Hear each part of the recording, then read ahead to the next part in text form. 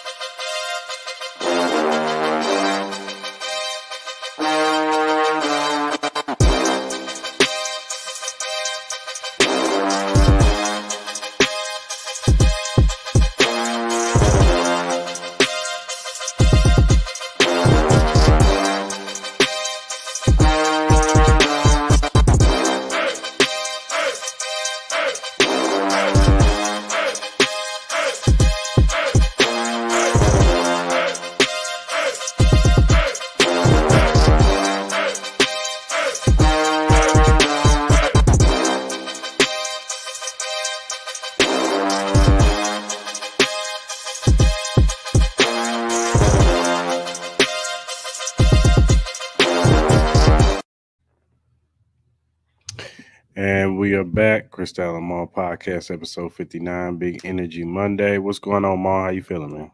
Man, a little bit under the weather, bro. Shit, man, that went kicked my ass last couple of days, man. So, but I'm fighting it through, man. So I'm good, man. How you doing? I'm pretty good, man. I can't complain, man.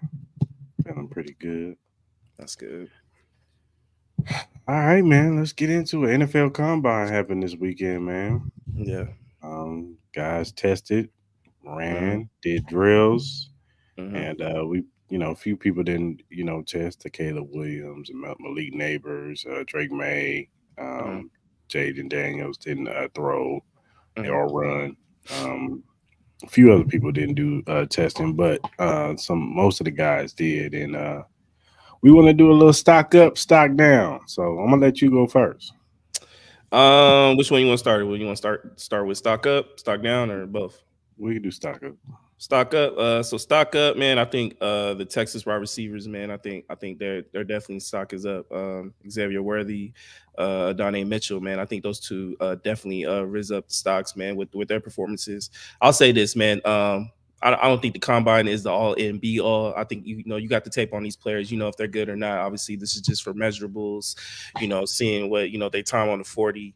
You know, stuff like that. But overall, I think they did really well. I know me and you were watching it the other day. I was very impressed with Chop Robinson. I thought Mhm. he looked really well. I know he has an injury history, but I think Michael Penix Jr. I think he showed a lot, especially with his throwing. The size of his hands, I think they played a big part in that. He's a big quarterback. Obviously he does have an injury history. It's very Mhm. concerning, but overall I think Michael Penix can throw with the best. So he potentially could have raised himself into being a first round pick. Um, and then I think also Roma Dunza, man, he showed out as well too. So I wouldn't be surprised. Like I know there was a lot of people trying to go back and forth, trying to say that maybe Marvin Harrison Jr. wouldn't be the first first wide receiver picked off the board, but we already know what's up, man. If you see Marvin Harrison Jr.'s tape, he's one of the best. But this has got to definitely be one of the deepest wide receiver drafts in probably a minute. I would say that you can see yourself seeing like at least 4 to 5, maybe 1,000 yard receivers in this draft in the future. Yeah, for sure. I agree with you. Xavier Worthy breaking the record 4.21 40 time. But it's also because I know a lot of people are talking about his size and all that, and they talked about John Ross when he broke the record. But trust me, Xavier Worthy is 10 times better receiver than what John Ross was when he was coming Hmm. out as a Hmm. prospect. Hmm. Uh, AD Mitchell, he ran a 4.35. Same thing with him. You turn on his tape and you could tell he's a playmaker at the end of the day. Hmm. I was really impressed with Braden Fisk. I think he ran like a 4.78, big D tackle out of Florida State. A lot of people, had questions on him as far as maybe it's just the ACC, but I heard he did real good at the Senior Bowl too. Mhm. So he went out there and balled out. Lad McConkey, uh, receiver out of Georgia. There's questions about him a little bit, but he ran I think he ran a 4.3 or 4.4 out there. But Mhm. he showed speed, but he also killed it at the Senior Bowl. He was showing out, showing that he could run routes and all that good stuff. He was getting wide open, he can get separation. Mhm. He's being slated maybe as a late first round pick himself. Mhm. Roma Duzier, I think he just solidified what he is. I think it helped out Brian Thomas Jr. because there were questions about him, Mhm. playing next to Malik Neighbors, but he ran a 4.3 with ease. Yeah. Like Xavier Worthy, like his was like fast, but Brian Thomas, his 40 time looked like it was just easy for him. He just Mhm. he Mhm. was just smooth. Mhm. Max Melton, cornerback, I think out of Houston. He ran a 4.35. He's 6'1", I think he is, big corner. But Mhm. that bodes well for him. Michael Mhm. Penix Jr., like you said, he threw really well. I think JJ McCarthy also threw really well. I think it's gonna, you're hearing rumblings that that boosted up his stock. We'll get into that a little bit later. Mhm. Brian Murphy Jr., D tackle, Jared Verse, Chop Robinson, those guys. Troy Fuana, O tackle, he did really good in the testing, and Peyton Willis, linebacker, he ran a 4.43, so that's Mhm. going to be. And then Quentin Mitchell, cornerback too. He looked really good too. So Yeah. there's a few other people too, but we'll be here all day. No, yeah, no, for real, yeah. Like we could be here all day. We could definitely name more players that did really good, but trying to keep it Yeah. to a man for sure. Who's on your stock down list? Stock down. I'm gonna say his name, but it's not more so because obviously he didn't do anything. I'm gonna go with Drake May. But the instance of like the other quarterbacks, hype getting risen, i.e., JJ McCarthy. You're hearing a lot about him, maybe potentially being a top 5 pick. Michael Penix Jr. Even Bo Nix to a degree. I think some people like some things he did as well. So it obviously with all the questions that Drake May does have within him. And him not participating in any of that, I think it does it affected him to a degree, but I'm sure he'll answer it when he has his pro day. Right. Spencer Rattler, I thought he didn't really perform really well. I think in a Hmm. lot of the categories with QBs, I think he was bottom 3 in a Hmm. lot of those categories, so I don't think he really helped out his situation. Austin Booker from Kansas, some of his measurables and some of his timing was not really. I think his 40 time wasn't really well. I think people were expecting that to be a little bit better, but that didn't well. Kool-Aid McKinstry, I know he had dealing with some injuries, but with the play of a lot of these the measurables and times of a lot of these other cornerbacks, that's kind of putting him in the back burner. So he needs to show up for his pro day. I think that did Hmm. affect him as well. And then Keon Coleman, man, 40 wasn't really didn't really look too good for him, and as far as like the speed aspect of that. So hopefully he's able to bounce back at his pro day as well. But those are just some of the names I thought some of their stocks might have dropped a little bit based on performances or performances of others. For sure. I have Troy Franklin. He ran good at the 40, but his drills were terrible. He was not Mm-hmm, good at all. He looked like mm-hmm, he was having a hard time catching the football. Bucky Irvin, uh, running back. I thought he was going to run faster. He ran a 4.55, and wasn't all that good. Cornerback Killian King wasn't that good. Braylon Trice, defensive tackle. He ran a 4.72. Um, Cameron was it Cameron Kitchen, mm-hmm, safety, who was known as the top safety. He ran a 4.65, so that's not gonna mm-hmm, bode well for him. D tackle Leonard Taylor out of Miami. He ran like I think his cone drills, he did like a 7.81, which was not good at all. mm-hmm, I have Keon Coleman for his 40 time, but he did do good in the other drills, so I'm mm-hmm, not gonna kill him too much.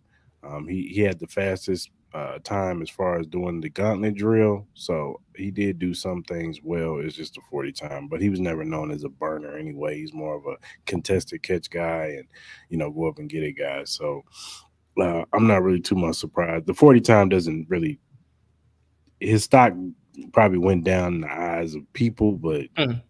in reality, I don't think that his stock is that much lower. I think if he's there at 32, I wouldn't be mad if we took him.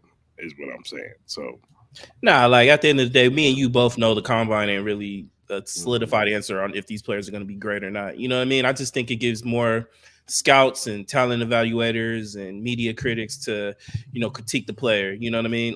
There's a lot of really good players out here, so you got to kind of separate these these players Yeah. to make your decision on what you want to do. I got a question for you. I didn't really hear too much about the running backs. Did any running back Troy look good Benson. to you? Troy Benson was first. Trey Benson, Florida State running back. He looked Okay. really well. And Okay. the running back from Louisville, what is his name? I haven't written down here. Isaac Renunda. He ran a Mhm. 4.33. No, he looked really good too. Yeah. So yeah, there's a couple running backs that did all right. That did Okay. okay. Okay. I know. I really didn't hear too much about the running backs. I know you're also starting to hear a lot of stuff about certain scouts. Kind of a little perturbed about the likes of like Caleb Williams, Drake May, Yeah. and all of them not Mhm. participating. Malik That Neighbors. you've seen a couple topics on some of these sports shows where they kind of talk about maybe the direction that the NFL Combine is going to be in the next like 5 to 10 years. Do you think I'm gonna ask you? Do you think the combine is going to remain the same, or you're going to see this amount of players participating in it, or can you potentially just see this being like getting your medicals and doing your interviews type of thing, but a lot of players not participating in it? I might be in the minority with the Caleb Williams situation. Like, look, Mm-hmm. man, he already knows he's going to the Chicago Bears. Why does he need to give medicals to? And I know a lot of people are like, well, he might not be. He's going to be the first pick. He knows somebody. The people have been talking to his agent, and they've been talking to him probably since he his last day at college. Mm-hmm. Like they know they're gonna pick him. Mm-hmm. And so I think he's just in the mindset, and it may be his approach and the way he comes off kind of sounds like he's arrogant. No, I'm high and mighty. I don't need to take medicals. But I don't think it's that. I just think that he feels like I'm gonna get picked by the Bears. Why do I need to give medicals to the Patriots? Why Yeah. do I need to give medicals to the Giants? Like Mm-hmm. I get it. Some people, oh, maybe we should compete. Like, man, what am I competing for when I'm already won? Mm-hmm. Mm-hmm. You know what I'm saying? I'm Yeah. gonna be the number one overall pick. You know what I'm saying? Somebody like Drake May, I think he should have threw a little bit Mm-hmm. just to separate himself to be the number. You know, like if you want to separate yourself to be the quintessential number 2, 3 quarterback, then I think Drake May should have threw. Maybe even Jaden Daniels probably should have threw too. You know what I'm Mm-hmm. saying? Just both of them to separate themselves from the rest of the class. Now Mm-hmm. you got people talking about JJ McCarthy. You got people talking about maybe Michael Penix Jr. sneaking Yeah. up in there, like even Bo Nix to a lesser degree. Uh, show some stuff. By the way, Sam Hartman, you are terrible. Um, you have That's no idea. true. That's true. That's true. He did not look good at all. He did You're not terrible. look good at all. But yeah, I would have liked those two to compete. Maybe Mm-hmm. even maybe even elite neighbors go out there and run the 40. You ain't gotta do the drills, my dude. But get Mm-hmm. out there and run the 40 just to show you. If I know you don't want to. I know everybody knew that Xavier Worthy was gonna run the fastest. But at the end of the day, if you go out there and run a 4.3, whatever, nobody's gonna look at you lesser. You Right. know what I'm Right. Right. saying? Like nobody's gonna look it down on you and say, "Oh man, I don't know about Malik Neighbors." You know what I'm saying? So Yeah. what's going on, Joe? Um, What's up? What's up? but overall and all, I don't think this is gonna change anything. You know what I'm saying? Like, Mm-hmm. if you're the quintessential number one overall pick, I have no problem with you saying, "Look, man, I'm not giving everybody my medicals, man, because I know where I'm going. Like, on my private workout with Chicago, they'll get all that information. You know what I'm Yeah. saying? So, Yeah. So what do you say to certain people thinking that the combine in the next like 5 to 10 years is just going to be like just medicals, interviews? They're not even going to do like kind of like the drills and all that. They're just going to save it all for their pro days. Like, what do you think? You think that's a nah, because possibility? because at the end of the day, these shows get paid for this stuff, and people do Mm-hmm. watch them. People crave for NFL so much. We'll sit and watch a bunch of young men in shorts just running around. So Mm-hmm. they, as long as they can make money off of this event, you know what I'm saying? They're gonna keep doing this. They're gonna keep doing it. Yeah. Yeah. Yeah. So You are know, you a big believer in some of these players, in their thinkings of not participating in some of the in the combine, that they'd rather be in their home stadium in a more comfortable environment, a more I'm not mad controlled at it. environment? I'm not mad at it. Do I? Is it?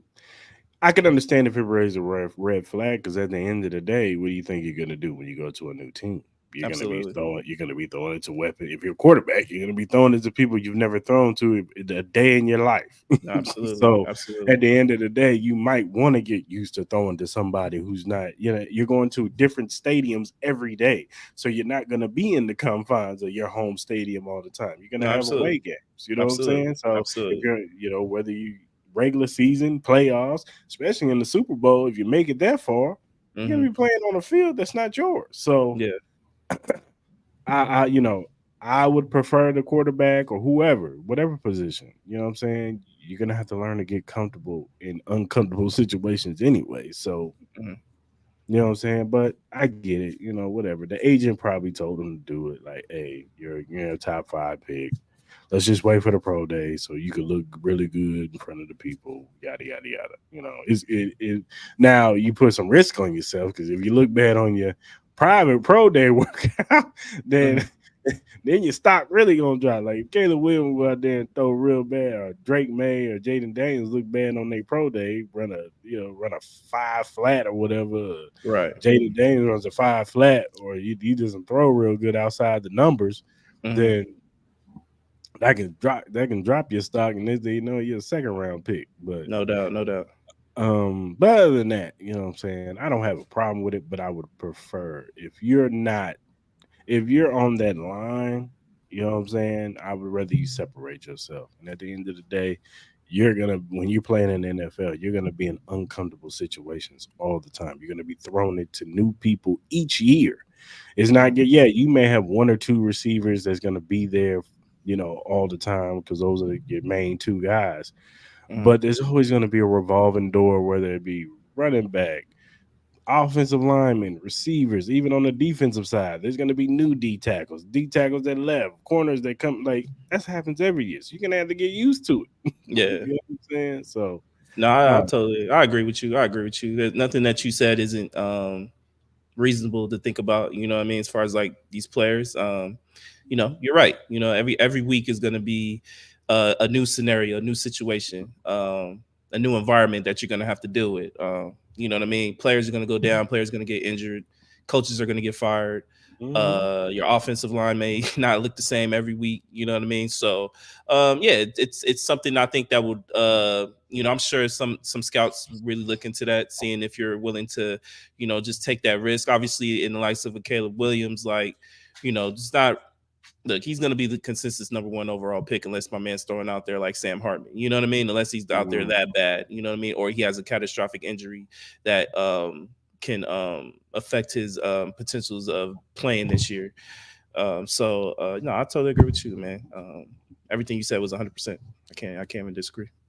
Yeah, man. So, hey, shout out to those young men that came out there, did their thing this weekend. Even the ones that, didn't have too great of a day, you still got your pro days. And For each and sure. every, you know what I'm saying? And look, as long as you Individual get drafted. workouts, yeah, for sure. You get drafted, even if you're undrafted. You know what I'm saying? As long as when you're In the practice undrafted, at squad, least you can pick the team you want to go to. You know what I'm not saying? for Because at real. the end of the day, these undrafted guys are just as valuable as the guys who do get drafted. We've seen it each year. There's undrafted guys who do better than dudes who's in the first round. You know what I'm Nah, saying? facts. So Nah, I agree with you. you know what I'm saying? So just if you had a bad weekend, man, don't hold your head down, man. Just show up on your pro day, get ready for your pro day, try to do a little bit better, and Yeah, you let got the yeah, chips definitely gonna have more opportunities for sure. let the chips fall where they may. You know what I'm Hmm. saying?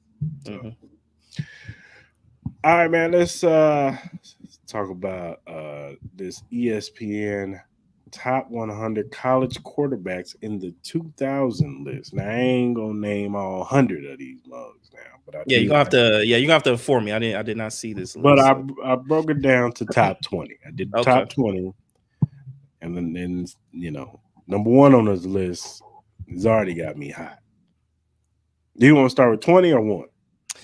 start with 20. Let's do the first five, and we'll do the first five from 20 down, and go from there. All right, so it's got Bryce Young, Jaden Daniels, Mm-hmm. Andrew Luck, Matt Leinart, Jameis Winston, Sam Bradford, Mm-hmm. Kellen Moore, Mm-hmm. Johnny Manziel, Mm-hmm. Colt McCoy, Trevor Lawrence, and then the top 10 is Robert Griffin, Marcus Mariota, Lamar Jackson, Kyler Murray, then Deshaun Watson, and then the top 5 is Joe Burrow, Tim Tebow, Vince Young, Cam Newton, and number 1 is Baker Mayfield. How was Baker Mayfield number 1? Trevor Lawrence should be way higher than that. That's crazy. I think Matt Larner should be higher than that. Matt Larner has. I know he had a great team around him, but he won like what two championships. Where was Vince Young at? He was number. Where'd he go? He's number 3. Number 3. For number 1 purposes, I would for college football, I would probably either put either Tim Tebow or Vince Young. Me personally, I think Trevor Lawrence should be a lot higher. I think he should be above Lamar Jackson. I know Lamar Jackson had a great year, but Trevor Lawrence won a chip. You know what I mean? That says a lot. Yeah, I don't know why Baker Mayfield. What was the reason behind Baker Mayfield being 1? Did they write like a? Yeah, hold on, let me pull it up. No, it's crazy. Oh, it is crazy. I agree with you, brother. I saw Baker Mayfield number 1, and I was like, why? I know he had a great year with Oklahoma. They lost. Who did they lose to? They were in the playoff, right? I think so. I forgot who they lost to though. I think they lost to like Bama or something, Alabama or something, right? It was an Probably. SEC team, if I believe, and I don't think it was close. Yeah, they got smoked. Where's it at? Okay, here we go. We're gonna pull it up right here. Here we go.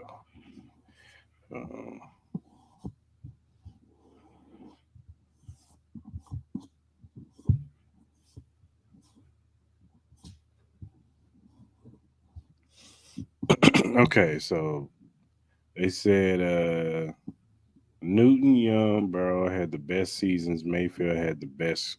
He had also they're basing it off career. So it said it began with him walking on at Texas Tech, quickly winning the starting job and throwing for 413 yards.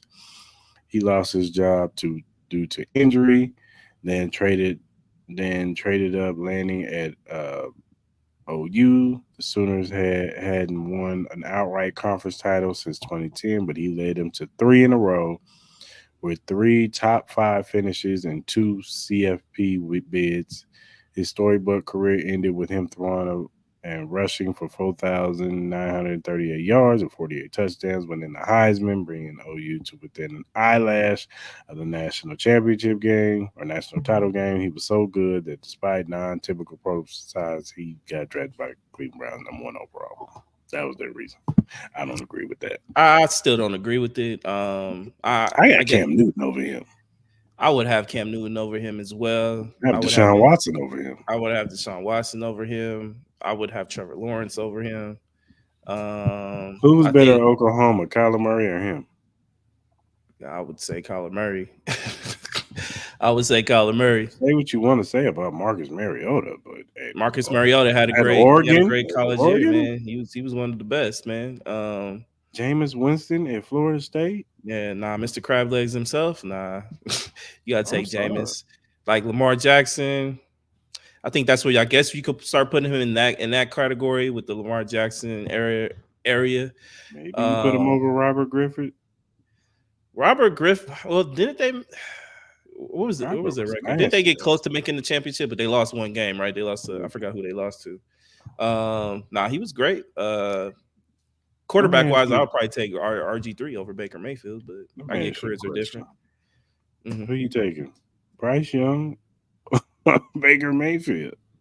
For college career, I'm taking. That's what I'm just saying. I'm taking Bryce Young. What are we talking about? I'm taking Bryce Young. I don't even think it's even close. I'm with you on Matt Leinart. Where's even like Tua? Where's even Tua at? Is Tua not even? He's not on there. Jalen Hurts, no Jalen. You got Baker Mayfield over Andrew. And look, I'm not the biggest Andrew Luck guy. I would give. I know Andrew Luck. He had a really good. They was considering him the second coming of freaking John Elway. Like who? Like would you have Matt Leinart below Baker Mayfield? No, that USC. I know he was loaded, but still, He was loaded. He was loaded. I know you got Reggie Bush in there, but so was, Baker Mayfield wasn't playing with no slouches now. Nah, he had talent. I think he had Hollywood. Didn't he have Hollywood Brown out there? He did. He had some pieces. Like Oklahoma had pieces. Like it's not like they didn't have nobody on those teams. So he did have some pieces for sure. I don't know. That's crazy. That's crazy. I'll definitely have to I'll definitely have to look at the list. I said I didn't get a chance to look at the list. We'll definitely have to revisit this. Well, we'll revisit this for sure. I think Patrick Mahomes was like number 60 something. Well, Patrick Mahomes didn't have he didn't have like the best. No, he did. He did. I'm just saying. I just think it's funny, you know. Nah, yeah, I got the best quarterback in the league right now, and he's number 60. Well, shit, look at Brock Purdy, man. Brock Purdy probably definitely sniffing no top 100 in that shit. Nah, he ain't on the list at all. Nah. All right, man. Let's talk about LeBron James. Yeah, he reached 40,100 points. 40,000. Yeah, 40,000 points. Mm-hmm. First player to ever do it.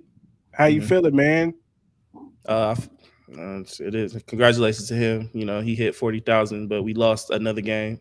You know what I mean? Congratulations to him. Like, look, man, at the end of the day, man, it just shows the longevity of LeBron James, you know, hitting 40,000. Like, there's nothing you can really else say. Just the consistency of his career. He could definitely easily say he's had the greatest career as far as like in longevity terms. Now GOAT conversation, you know, that thing is still up for debate. You can go in a lot of different ways with that conversation, but yeah, man, it just shows kind of like the longevity of it and the consistency of LeBron James, and that he's been a healthy player throughout his career. You know, he wasn't really well known to be a scorer, but for him to be able to score 40,000 points, man, that says a lot about his career. But at the same time with me, man, you know, I'm looking at it more so for the Lakers as the season goes. You know, we lost another game to the Nuggets, so I'm not really too happy about that. Still not happy that, you know, Darvin Ham is still our coach. But, you know, congratulations to LeBron James, man, for hitting 40,000. I think at this pace, if he continues to keep playing for another 2-3 years that he's projecting to be, you know, maybe he might hit like 45,000, you know.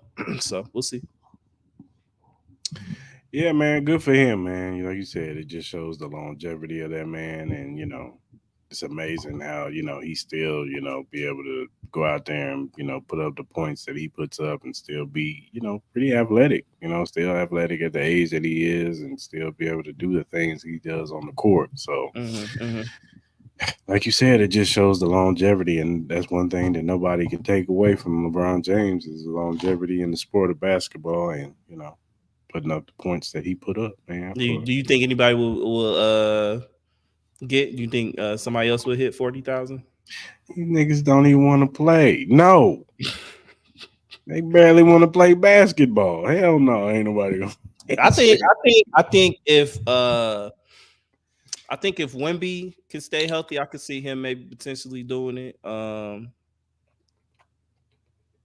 I don't know. We'll see.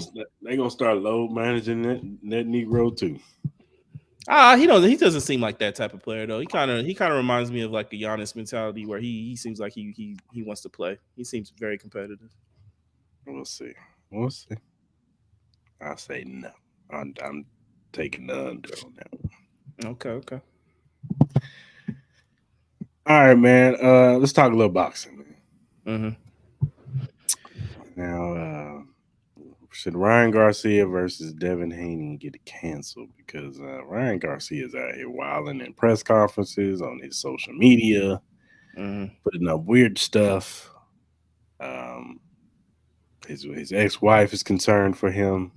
A lot of people in his camp is concerned for him. People on social media are concerned for him. And I don't know, man. So, you know, somebody else said he was trolling. So I think Devin Haney said he's trolling. I don't know. But what are your thoughts on this situation, man? I'll say this, man. I've had a couple of instances where I was able to, talk to Ryan Garcia, man. He seems like a really nice dude. You know what I mean? Seems like he's going through something, man. So my prayers are out to him, man. Hopefully he can, mentally get right before this fight. Some of the stuff that he's been trolling with has been kind of like some crazy stuff. You know what I mean? Like, I don't know if he tweeted it or somebody else tweeted it that somebody done slit his throat, throw him in the garbage can, no one can find his body type of stuff, throwing all these demon signs and all that. I think right now for him, I think he just needs to.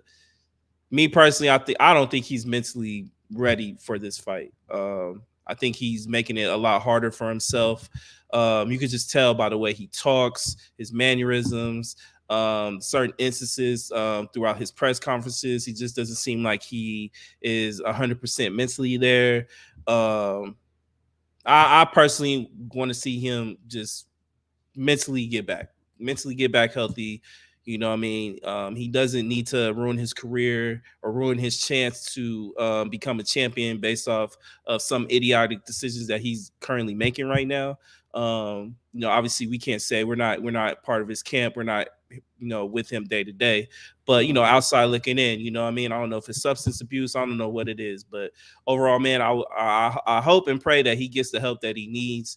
With this fight, being, a couple months away, we'll see. He did just recently post a response to everything that happened over the weekend, saying that they took his phone, they took his credit card, that I guess they're trying to help him refocus on this fight. So hopefully, I don't want to see it get canceled, but at the way it's going right now, it seems like it's heading towards that way, because I just don't think he's mentally there to be able to participate in this fight the way that I think he can give Haney some problems. But if he's not mentally all there, then what are we doing, man? We're kind of seeing a young career being kind of like destroyed in a sense off of some wild shit. So prayers to Garcia, man. Hopefully he gets his mentals in order. Yeah, man, because boxing is a mental thing, man. And you can't go in there with stuff all on your mind, man. No. That's a quick way of losing. So I hope he gets the help that he needs, man. I hope he can refocus for this fight, man, with everything that's going around him. Because if not, man, it's okay to pull out, man. It is. I ain't gonna judge you, man. We ain't gonna judge you. We see it with the Charlo brothers, you know what I mean? We see it with one of the Charlo brothers going through his mental issues and stuff like that. He took years away, you know what I mean? He's still trying to, get back, to how he was mentally. So man. Hey man, Garcia, get your mind right, bro. You know what I mean? So yeah. All right, man. Let's switch to the NBA, man. Does the NBA have too much office and consider rule changes to help? Hell yeah, they should. Why do you think that? No damn defense out here, man. Why do you think that? 50 points, man. 50? What do you mean? No, you talking about the Warriors losing? No damn defense over here. It's ridiculous. And you like this product. Like I'm gonna ask you, do you really want to see 80 to 70 game? If it's played right, hell yeah. Nah, you don't want to see that. You don't want to see that. No one wants to see that. I don't want to see nobody running no wide open lanes either. You gotta understand, bro. Like, I don't think we have an offensive problem. I do think we have a refereeing problem. But at the same time, I also think that I think the overall player has just evolved, and like we have so many great players now. You know what I mean? It's a lot of talented brothers in the NBA, man. It's to the point where you got a lot of players that should be starters that can't even get PT on a lot of these teams. I.e., like Terrence Mann, he got traded from the Thunder. So obviously not can they make I know they tried to do some things, especially with the the flopping rule and all that, trying to take that out. But I think a lot of this does have to go inside with how bad the referees have been calling these games. It's been kind of pretty terrible, very inconsistent. I think that has something to do with it. I think also I I just think the flow of the game, I think it's just more exciting, man. I think people want to see the scoring, man. You know, you got the likes of Steph Curry, Jason Tatum, Luka, Nikola Jokic. These you haven't seen talent like this in NBA at all. You know what I mean?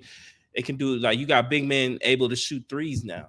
So I don't think it has a problem, but certain people like yourself, you guys are so into the old school days where you guys want to see, 79 to 76 No, we final just want score to see type some of damn games. defense, some effort being played out here. Is that You so do see wrong? effort. Is that wrong? Yeah. You do see effort. You do see effort, man. Play out like with the intensity. Look, obviously the NBA does have a problem in the sense of like, I think we both can agree. I think the season is probably way too long. You know what I mean? I know people want to find a way for the NBA to have like kind of like that NFL feel where every game is important in a sense, but it's just too hard to have that when you have 82 games. It just really is. So look, man, you just gotta just appreciate it, bro. Even in the old days, they went through this stuff, man. So you got people that want more scoring, people that want less scoring. No one's ever happy, man. Just find a happy medium. No, it's our fault. Yeah, it's our fault. I'm not saying it's y'all fault. I'm just saying, man, like, you know what I mean? No one can ever be happy with the NBA. It's either too little scoring or too much scoring. No comment? If you say so. I'm just saying, man. I'm just saying. All right, man. Let's stay in the NBA. Do some pick a stick, man. Jason Tatum edition. All right, yeah. Jason Tatum edition. Just to give you some stats that, Jason Tatum's doing 27.1 points, 8.4 rebounds, 4.8 assists. So I'll read a couple names. I got 10 names. Tell me pick or stick. Number 1, I got Donovan Mitchell.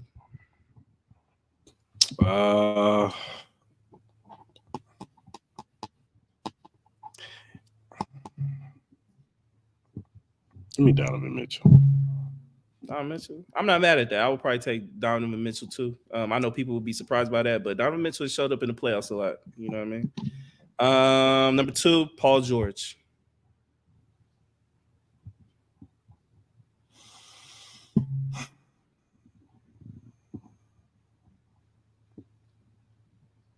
Paul George? You take Paul George? Oh wow. Why Paul George? Why Paul George over Jason Tatum? I think I just like his game better. I don't know. You like his game better? Like, Paul George is definitely the smoother ball player. No, go ahead. I just think I don't know. I think he could do what Tatum does, but better. I don't know. That's just me. No, I get you. I get you. They are wrong. You know what I'm saying? I know I'm not the big basketball guy, but from what I know for Paul George, I just feel like he can do what Tatum do. I think he shoots better than Tatum. He does. He does. And I think he plays better defense than Tatum. Look. I ain't mad at that. I'm not mad at that. Only reason why I probably might go with Jason Tatum is just health purposes, but yeah, I get it. I'm not mad. Number 3, Anthony Edwards. Anthony Edwards. Anthony Edwards. How about this? We'll go with teammates. Jaylen Brown. I mean, give me Tatum twice on every. And Jaylen Brown is cooked. It's done. Damn, cooked. He's cooked. Nah, he had a good game the other day. Okay. He balled out. I can't even. I would take Tatum over Brown for sure. He can't even dribble with his left hand, so I gotta go with Tatum. Number 5, Devin Booker. Give me D-Book, man. Give me D-Book, man. Yeah, I'm going Book too. Number 6, I'm gonna go Wembanyama. Wemby, man. You see that wingspan, dog? Nah, yeah, it's crazy. I would take Wemby too. I saw that dude do a dunk, and he was like, I don't know, he's about like 20 feet away from the rim. Nah, I feel you. Wemby's nice, man. I think he's played above expectations that people were expecting. You know what I mean? So he's been playing really good. He's been balling. Nah, for real. Just get him a point guard. You know what I mean? That team will look nice. Number 7, Luka Doncic. Oh man, that's difficult. I think Luka's the better scorer, mm-hmm. but I think Tatum's the more all-around player. If that makes sense. He's a better defender. Yeah, he is. Yeah, that's what I'm saying. Like, I think he plays better both ways. Like, if you just the totality of the game, Mhm, Luka's gonna give me 40 a night though. Like, you know what I'm saying? So mhm. I take Tatum. I take Tatum because Okay. I need my guy to work both sides. I can't have Nah, you being a liability on the defensive side. nah. I understand what you're kind of like, questioning as far as like, when you're, kind of going back and forth and debating on who you would choose. Obviously, I think Luka is the more scarier player. Yeah, Offensively, he's most shown that definitely. in playoff series he can dominate a playoff series and just literally take you out by himself. I don't think Tatum has shown that to me consistently enough. He is the better player as far as like defensive wise. But I'm gonna go with the fear factor. I'm gonna go with Luca, man, just on fear factor alone. I get he doesn't play defense at all, but man, I've literally seen him destroy teams. You know what I mean? I'm not With mad. the help of I'm not mad at that because Luca is great at scoring, whereas yeah, Tatum is good at both. And you'd yeah. rather have somebody who's great at something than have be good at something. You know what I'm saying? So I get it. No, I get it. yeah. And then, no disrespect to Tatum, but man, that's my way. Number eight, No, I get it. Tyrese Halliburton. I like Tyrese. I like his game. Mhm. But I'll take Tatum. I'll take I'll Tatum. take Tatum too. I'll take Tatum too. I got to see it in the playoffs with him. So, Yeah, yeah, number yeah. 9, Jamal Murray. Mm. I gotta go Murray, champion, man. Champion, he proved it Man, in the champ, champion. You know what I'm saying? I champ. mean, Denver, as good as Jokic is, man, they will get the championship without Murray too. Like No, you no, got no, to put some respect on him because when he got injured, they wasn't doing this. no, no. so, I think so without yeah, Murray, I think they're like a 500 team without Murray. Murray is a very important piece. yeah. Um, Tatum or Murray? That one's tough for me. I might, I might slightly give it to Tatum a little bit. I might slightly give it to Tatum. I get it. Um, and number 10, Shea Gilgis. Shea Gilders, come on, man. Yeah, Shay. Go ahead. Shay. I don't even think it's close. Me personally, I know a lot of people have You Tatum. put Shea on the Boston Celtics right now. I think It's over. efficiency. I think on the efficiency status, I think he might be close to Jokic in a lot of numbers as far as efficiency too. He scored over 30 points 45 times this year already. So, uh, yeah, I got Shea. You put Shea on the Clippers, you put Shea on the Lakers, you put Shea on the Celtics. That's a whole different squad, bro. On me. So, but yeah, those are names for pick or stick. Cool, brother. All right, let's talk about Mr. Joseph Buttons. Yeah. Now on this podcast recently, I couldn't put the clip up because whatever what's the name was, but um, on his podcast recently, he said that female rap is dead. You know, just pretty much sum it up. He's saying that labels don't want to fit the bill for it. They're too expensive. Um, to sign a female rap artist nowadays. You got to pay for all this stuff, and some of them are annoying. I didn't say that, Mhm. he did. So take it out, Mhm. Joseph Button. Um, and he just pretty much said that genre is dead. It's over. Yeah. Kind of forecasting a little bit. What are Mhm. your thoughts on this opinion from Joe Button? I low key kind of agree to it because I think it's just not female rap. I just think it's music in its total sense. Like I think rap music as a whole has been down. Um, but we can stick with the female aspect. Like you've had certain females, drop certain singles that really didn't pop off the way they thought. Megan Thee Stallion did. I think Cardi B just released some stuff. Nicki Minaj had her whole album. So I know she's doing a tour. So obviously with Nicki, in a sense, she's a special case because she already has like that thriving fan base. So she's always going to get that support. But I think he's right though. I think I think with music labels right now, I think they're questioning the I would guess the what's the right term for this? kind of like the financial gain of supporting a rap female artist at this particular time. As Joe said it, like, you got to it's a lot more expensive to support a female artist than I would say a male artist in a sense. Wardrobe, makeup, all that type of stuff. I get the whole branding deal, because they were kind of talking about the whole situation about how some of these artists are doing, I guess, what they call them, like a 360 deal or something like that, where it's more towards like the branding of it. Where they kind of use the music to help, get the bigger brand names to, we can put a Sprite with you, we can put a Coca-Cola or a Cadillac or a BMW with But they you. get paid off of everything that you make, pretty much. Right. That's what After, you know what I mean? So they take everything. Right. So you kind of see it. But with the totality of music, just with like hip hop in its own, like me and you even talked about it, even like with the likes of last year. Like obviously there were certain music projects that did come out that we did enjoy, but I just think the longevity of the music that is being brought out to us, it doesn't last as long as music back in the day. It really don't. I was kind of having this conversation with me and my homie yesterday, just in the sense of like when we were looking for music, you had to really search for it. You know what I mean? Just like the music videos, like you really paid attention to the music.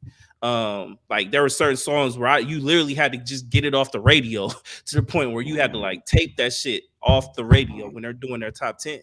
So that just made you appreciate the music more. I think I agree in the sense of like I think a lot of the music today is more of just a vibe than more than the substance of it.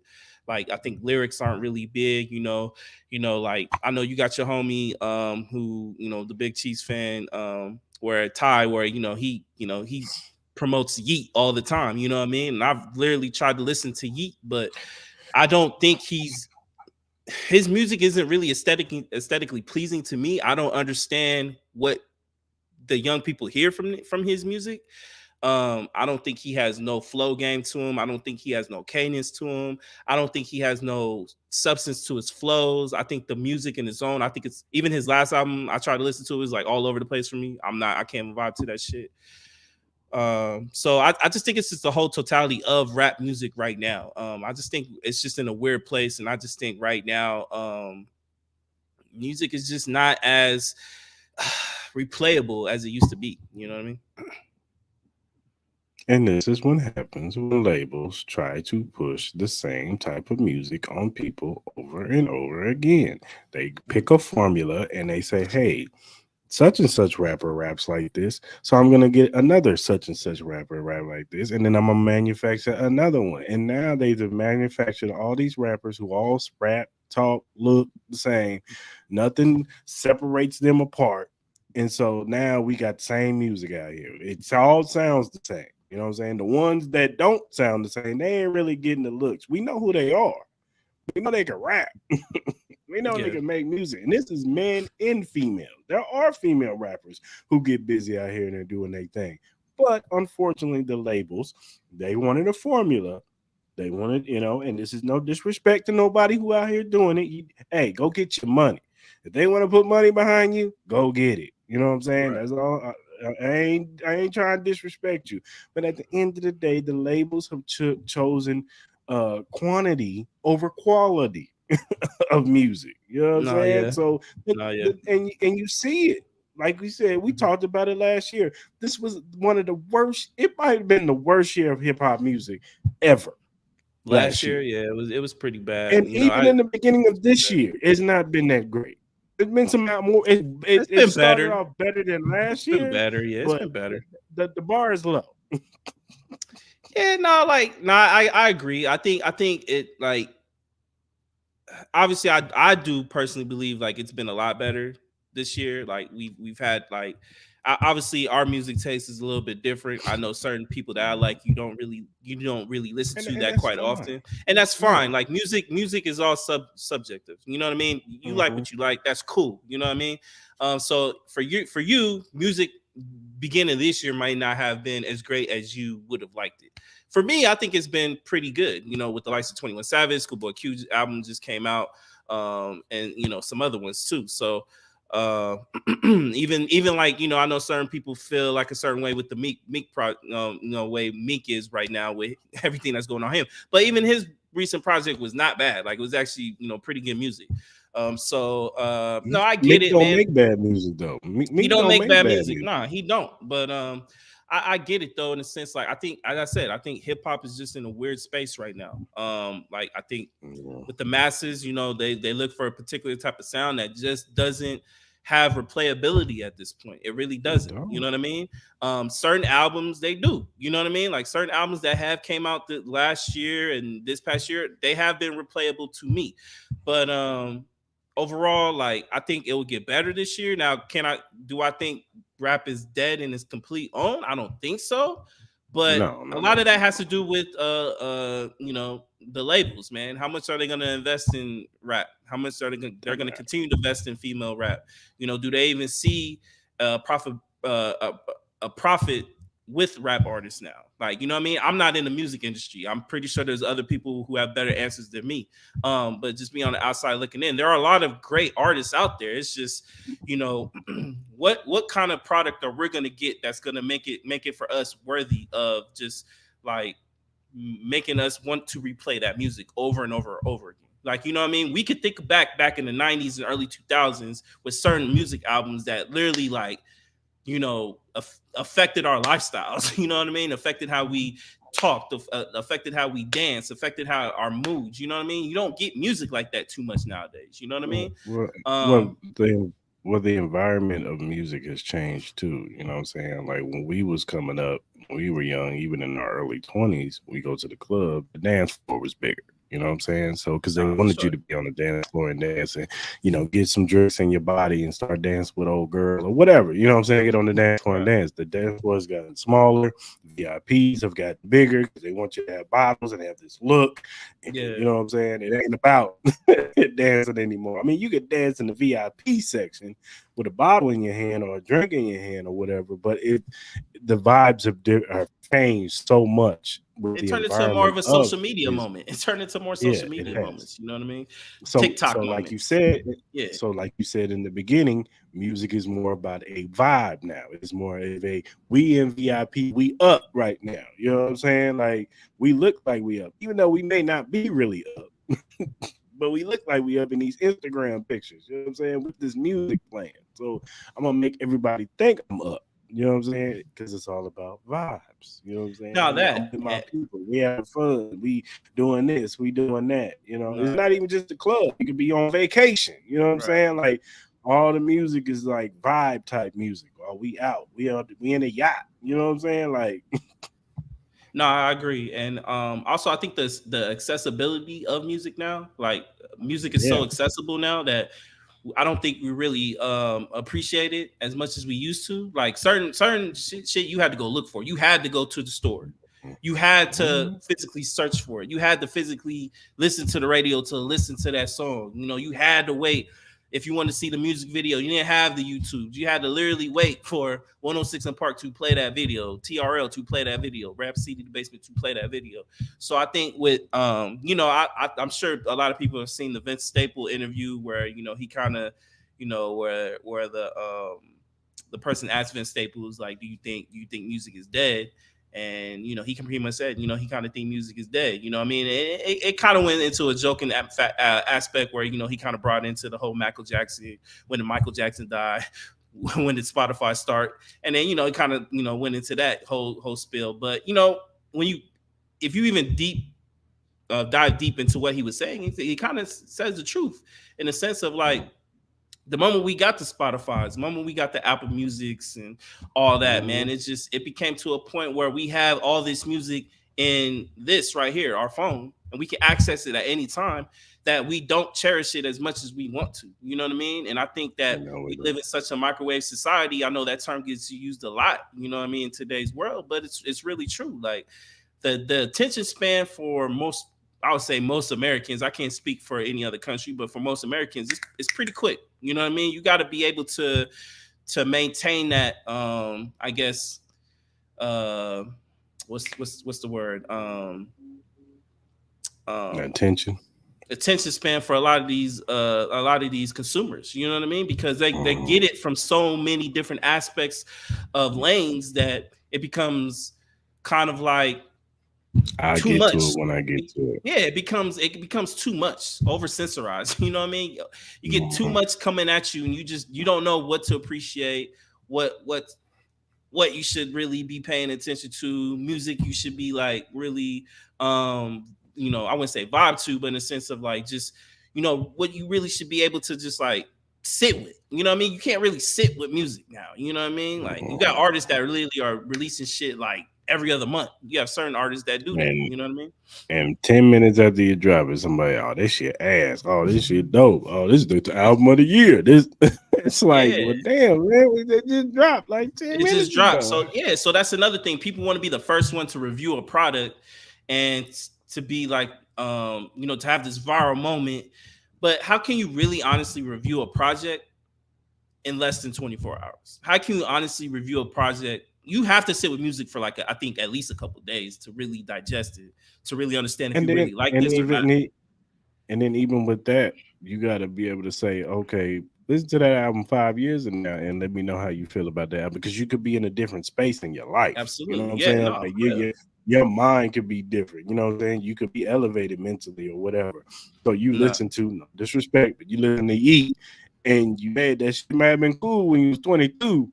But when you're 30, you listen to Yeet, it's like, liking that shit, right? You know what I'm saying? Like, how many songs that we listened to back in the day that was kind of bullshit? Now you listen to, it's like, yeah, this song didn't age well.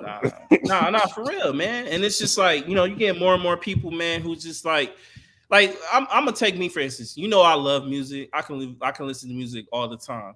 But I've kind of like gotten to most cases where in my car I don't really listen to music that much. I really be listening to podcasts a lot more than I be listening to music. Me too. You know what I mean? Which it's kind of crazy to me because I'm a music lover. I love music. I love R&B. I love rock. I love rap. I love a lot of stuff, man. But I tend to the music thing with me just hasn't really clicked. Now, certain albums have clicked with me. Certain albums have really, I've been able to replay it a lot. But even from some of my favorite artists, man, it's just, I don't know what it is, man. I don't know. Maybe it's just become so much to the point where I don't know. Maybe even I gotta look in myself. Maybe I don't really appreciate the music that I used to, like I did back in the day. You know what I mean? I don't know if it's like a burnout type of situation. Maybe it's just, I know the quality just doesn't hit me anymore. A lot of my favorite artists just don't really drop music like that anymore. You know what I mean? They drop every now and then. You know what I mean? And I just can't really, maybe it's the age talking, man. Maybe I just can't vibe with these young cats no more. You know what I mean? With the young music anymore, man. I really can't. Like I like certain young stuff, but for the most part, man, it really sounds the same to me. So it's just, all the same. Yeah, and that's what be killing me. Like, I listen to some of these rappers and everybody pump them up, and I just be like, I mean, she rapping, but she got the same flow as what's her name? You know what I'm saying? That's what kind of makes me tune out. Like, nah. I remember the importance of like with rap. I remember the importance of like freestyling. You know what I mean? They used to make it a point. Like with Rap City Basement, you had your top artists freestyle. 106 and Park, they would have up and coming artists freestyle, and you just see the artwork within rap. You know what I mean? Just kind of like like obviously we get the kind of stuff like Tiny Desk and stuff like that, which I do appreciate. You kind of see the art within the music with stuff like that. I wish we could get more stuff like that.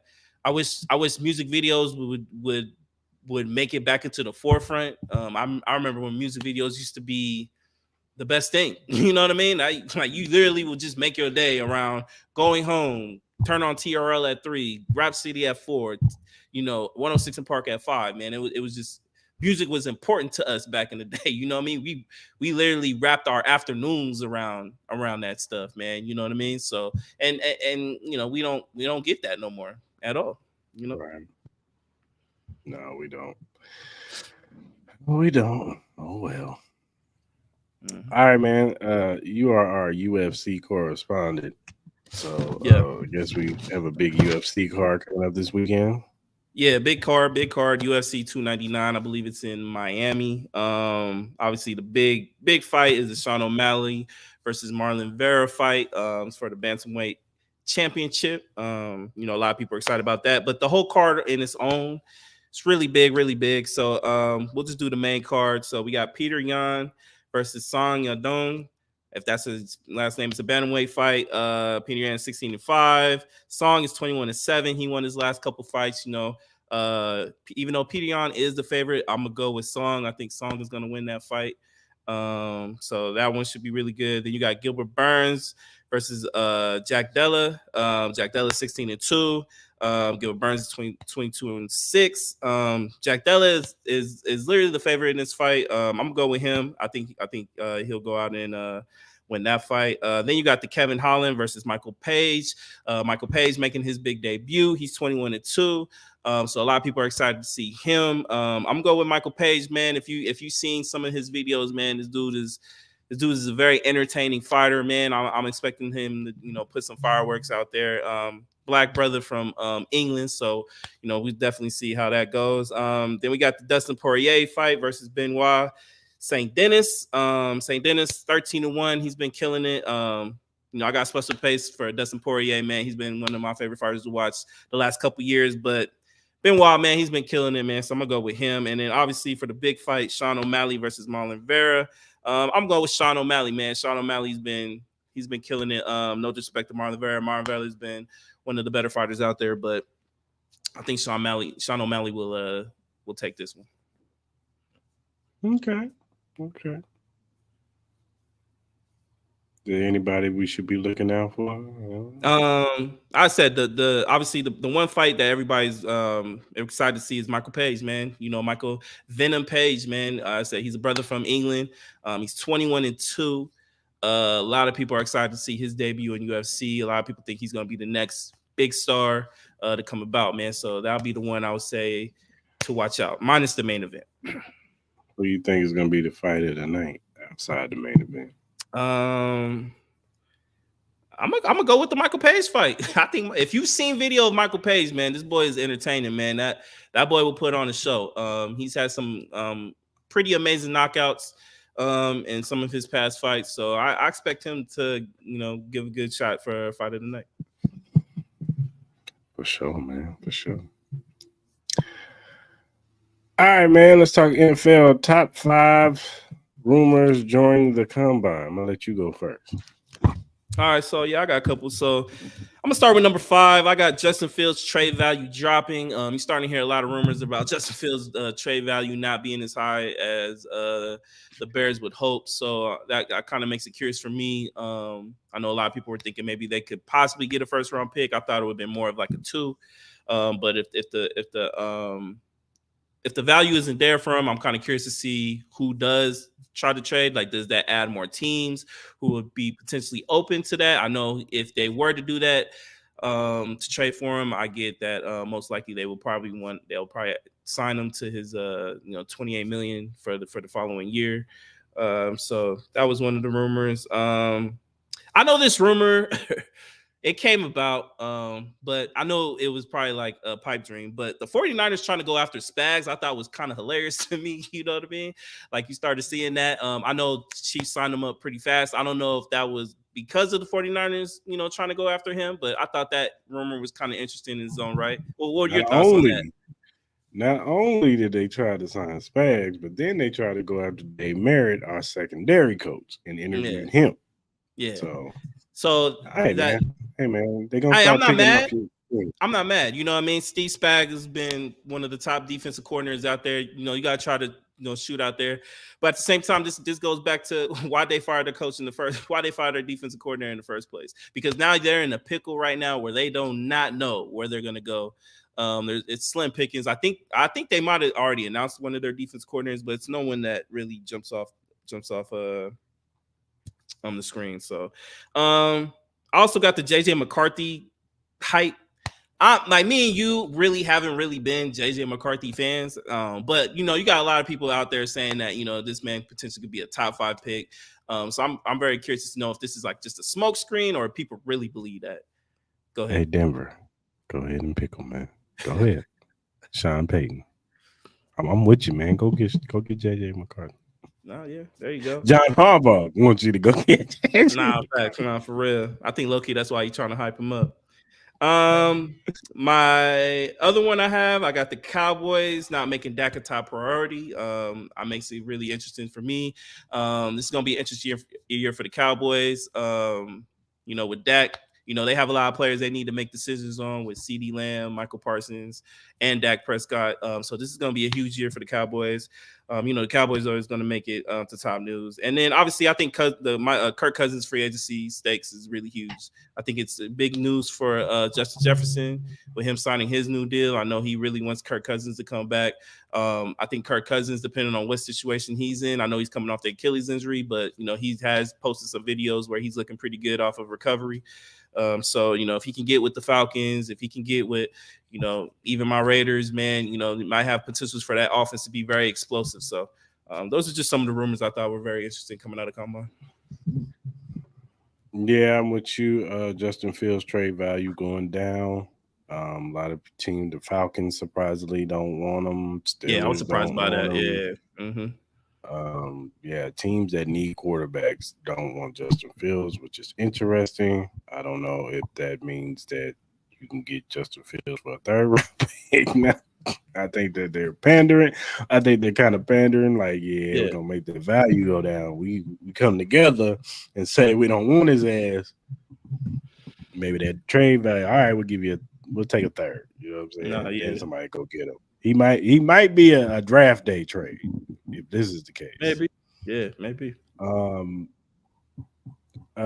Kirk Cousins to the Falcons. I think that is so disgusting. I think that just doesn't sound right. Like, ugh. No dirty bird for him. He wears the chains and shit. If I was an Atlanta Falcons fan, I'd be like, nah. We don't want old ass Kirk Cousins over here, man. It was Justin Fields, man. Brian Burns not getting franchise tag. That's a big one, man, because he's gonna be a big defensive end on the market. Your Raiders can go get him. You know what I'm saying? I can see Washington. They just freed up so much cap space. I can see them throwing some money at him. Any team with some big cap space will probably be in Brian Burns sweepstakes. L'Jarius Sneed getting franchise tag in the whole trade situation. Some teams are emerged. I've heard Steelers are emerged. Detroit has emerged. Even Miami has emerged. So they'll be interesting. I know he's the thing on him is it's a day 2 pick. You know what I'm saying? So a second, third round pick. To be interesting to see what Veach wants. I'm sure he wants a second round pick. So, and I think his situation ties into them, still trying to work on a deal with CJ. We've been hearing numbers out there.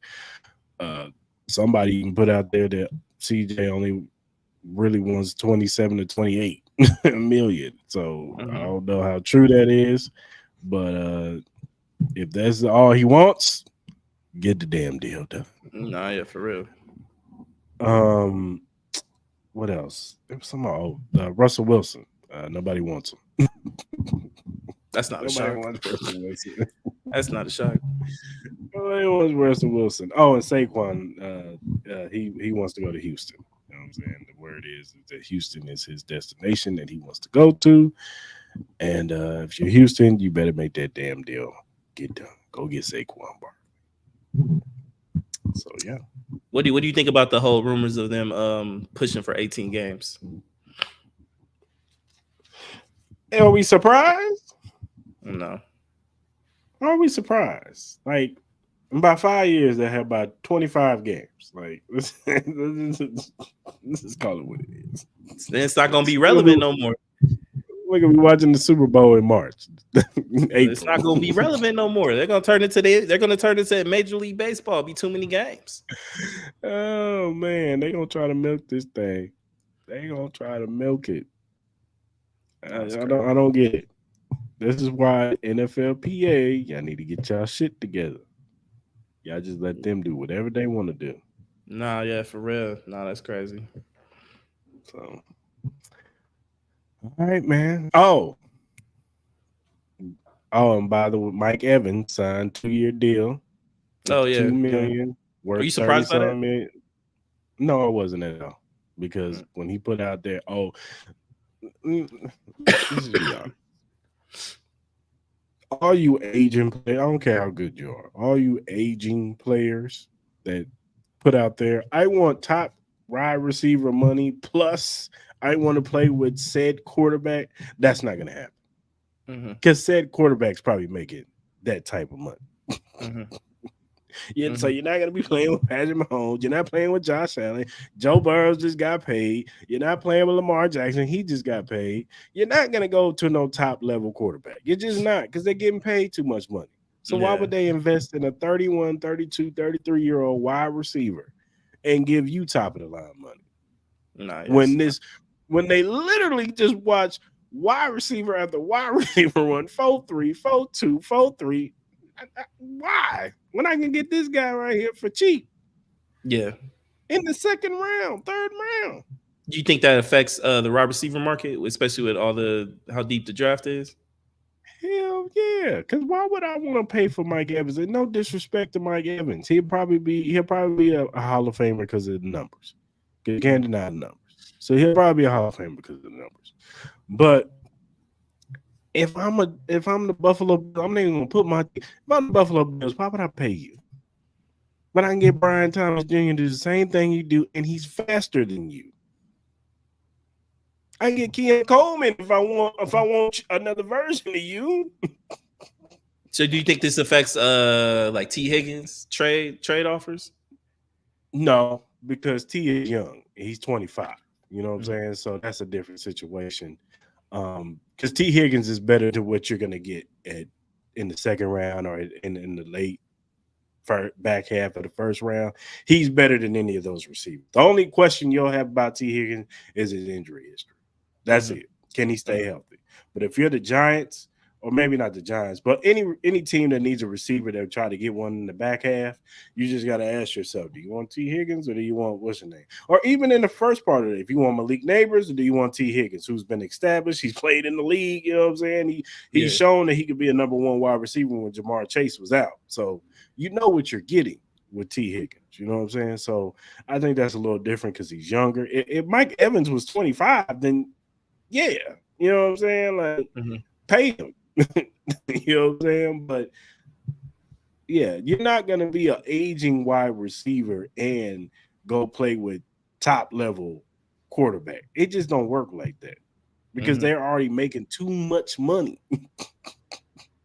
I feel you. You know what I'm saying? So now if you want to go play with CJ Stroud, that might work because he's not making top level money. So you can go play with him. You know what I'm saying? Even Brock Purdy, if you don't get Ayuk done, maybe you bring in, you know what I'm saying, another wide receiver in. I don't know. I wouldn't advise that, but I'm just saying. But with all these receivers coming out in this draft and how deep it is, why would I pay Mike Evans $52 million? So do you think we'll ever get to the point where receivers where they'll be kind of like the running back? Like, get to like the running back situation where it's just too many great ones that you don't need to really pay for? I don't think it's going to get that bad. I just think they devalue because at the end of the day, still, I think running back. I mean, wide receiver is a harder position to play than running back. You know, running back is can you hit the hole right? Pause. Can you hit the you know what I'm saying? And can you pass pro block? You know what I'm saying? That's all you. And can you catch at the backfield? You know what I'm saying? Can you be a versatile back out of the backfield?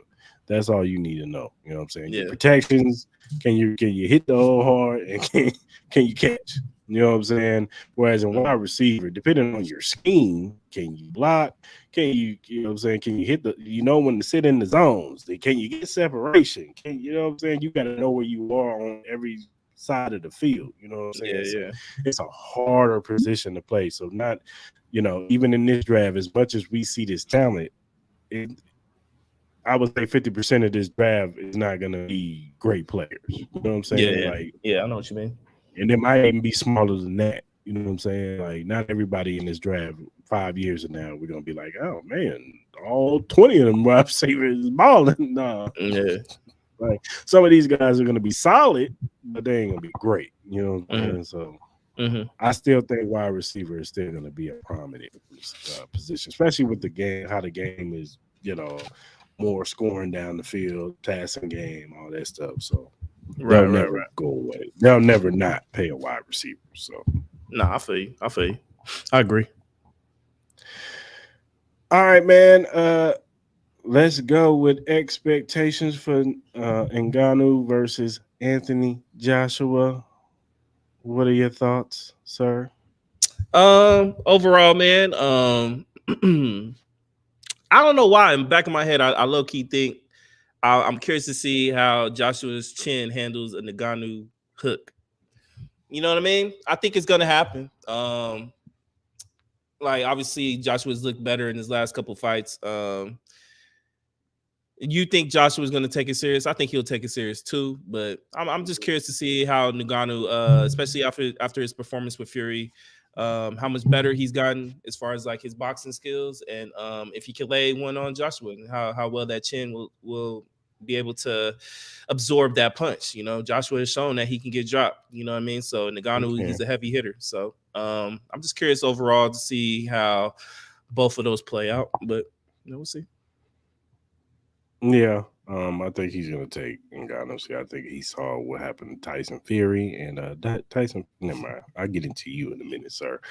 Um, Tyson Fury. I think he saw when he let his foot off the gas and didn't take it serious. You can see what happens. You get knocked out, knocked down, and some people thought he lost that fight. So yeah, I think he's gonna take it serious. And look, it's a good question. If Ngannou connects on that chin and he goes down, hey, it can happen. Everybody has a puncher's chance. You know what I'm saying? And Right. Ngannou has shown that he has some respectable skills in that ring. So Joshua's definitely gonna have to show that he's the superior to the boxing. He's gonna have to work that jab, keep him away. And show that he can have power to knock down Ngannou because Ngannou has a chin. So, man's used to getting kicked in the face, so Nah, yeah, for catching real. knees to the face. So, ain't too many punches gonna hurt that man. So, I think it's gonna be a decent fight, pretty good. But I got Joshua winning by decision. Not just one best. I'm gonna go with Nagano by knockout. I don't know why. I just want to see it. I just want to see what the boxing world would think of something like that. You know what I mean? So, and then obviously they will I set up for mean, a big fight with Fury. So, yeah, it'd definitely be a big payday if he beats what's your name anyway. yeah. Well, what's your beef with Fury? Like, what's going on? You're gonna hear it in a minute. You're gonna hear it in a Okay, minute. my bad. All right, man. Flowers of the week. What do you So got, I sir? got a quick two. First one goes to Schoolboy Q. Man, shout out to him for releasing Blue Lips album. I love that album. Album's been amazing. I know we talked about music earlier and the replayability of it, but I think this one's gonna be one of the ones I'll be able to replay for a long time. And then lastly, I'm gonna give it to Richard Lewis, man. He passed away. He was a comedian. Some people, if they don't know, he was a big really big on Curb Your Enthusiasm. He passed away. Believe it was like last week, man. So prayers out to his family, man. He was I love that show. Curb Your Enthusiasm was one of my favorite shows, and he was a big proponent on that show. So prayers out to him and his family, man. Hopefully he's resting up in heaven, man. So shout out to him. Yeah, for sure. I got three of them. My first one goes to, everybody knows me. I'm a big wrestling fan. My first flower goes to Sting. He officially retired last night at Oh, the yeah, I pay per saw that. view. It was his Yeah. last match with Mhm. Darby Allin, him and Darby Allin versus the Young Bucks for the tag titles. They end up winning. Mhm. He went out in great fashion. Um, he had a great run at AEW. AEW Tony Khan did really good by Sting. And just, he was 28-0, never lost a match. You know what I'm saying? So, and he went Yeah. out like he was supposed to go out. And yeah. So, yeah, shout out to him. My other one goes to Caitlin Clark. She broke the record, NCAA record. You know what I'm saying? Pete Maravich. You know what I'm saying? So, shout out to her for doing that. And my last flowers goes to hold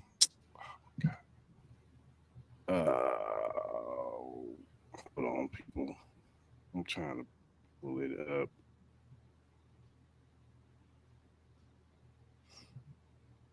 Never mind. I'll say that for later.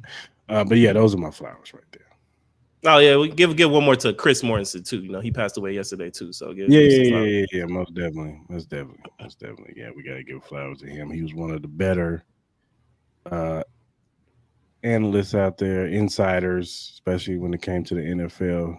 You know, he was Adam Schefter before Adam Schefter. So yeah. Where is it at?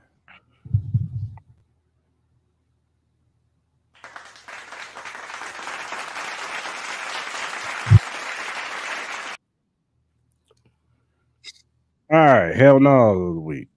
Nah, I got another quick two. One goes out to them badass teenagers at the Six Flags in Georgia, causing all them fights and all that and grand opening, man. That's why y'all badass kids need to get y'all, y'all need to get y'all asses whipped, man. Excuse my language, but this is ridiculous, man. How y'all be behaving, man. It's very embarrassing. So hell no to y'all. And then second and not lastly, this Vegas win, man. Hell no, man. Y'all got me sick, gave me 101 fever, got me feeling like crap. I'm trying to go home, see my parents, man, on some healthy tip. And y'all try not to allow me to do this. You know what I mean? So hell no to the Vegas weather, man. It's crazy. Like I said, my hell no goes to Tyson Fury because he just put out a statement talking about he put Ngannou on the map.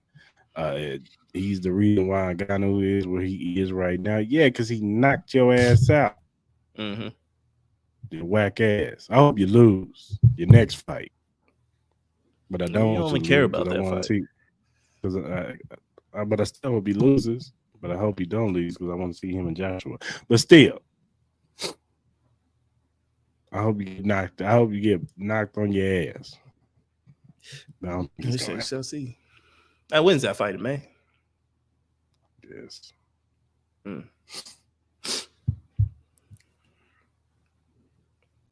Oh my God, bro. Oh, hell no, man. What the fuck, man? Get your ass on, boy. You get your goddamn ugly ass on. Oh my God. All right, man.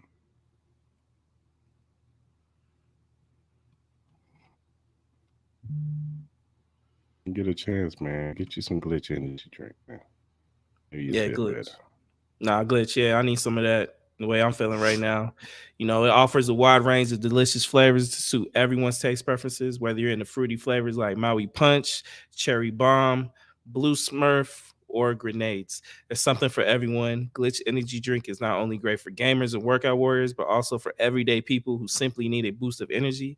It's a healthy choice you can feel good about. You can find more information and purchase Glitch Energy Drink at glitchenergy.com. Again, that's glitchenergy.com. Remember to use promo code Cris Style and Mall to get 10% off your purchase and to start enjoying these great drinks, man. So shout out to Glitch, man, and make sure y'all use that promo code.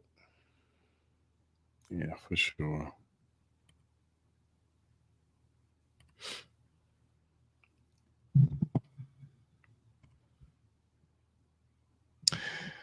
Whatever streaming platform that you use to listen to your podcast, Cris Style is on there, whether it be Spotify, Apple, Google, iHeartRadio, Amazon, whatever you use to listen to your podcast. Cris Style podcast is available. If you're a first-time watcher on YouTube, hit that subscribe button, hit that like button, hit that notification button. So when we go live on Mondays at 12 p.m. Pacific Standard Time and Wednesdays at 9 p.m. Pacific Standard Time, you could join in the comment section, join in on the topics, give your piece, and talk about what we talk about. You know what I'm saying? So, yeah. Come on. Don't start acting up.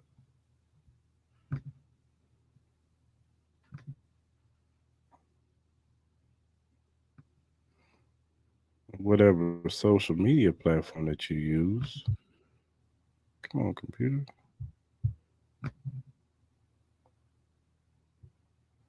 Whatever social media platform you use, whether it be Twitter, Instagram, Facebook, TikTok, Threads, whatever you use. Twitter. Cris Lamar podcast is available on there. We're also available on Kick too now. But follow us, man, and we'll follow you back. We're just some regular guys who like to talk sports, life, music, entertainment, anything entertainment. We like to talk about it. So hit us up, give us feedback, give us critiques, give us topics. You know, you got a topic you want to bring up, you know what I'm saying, and we like it. We have, we're not going to, talk about it ourselves. Bring it up on the show. You know what I'm saying? You got a question you want to be brought up, bring it up on the show. We even shout you out on the show, you know what I'm saying? Showing love that you been rocking with us, you know what I'm saying? So, so do that, man. Follow us, man. We'll follow, like I said, we'll follow you guys back. Until next time, people, hope everybody has a great Monday afternoon, evening, until Wednesday night. We out.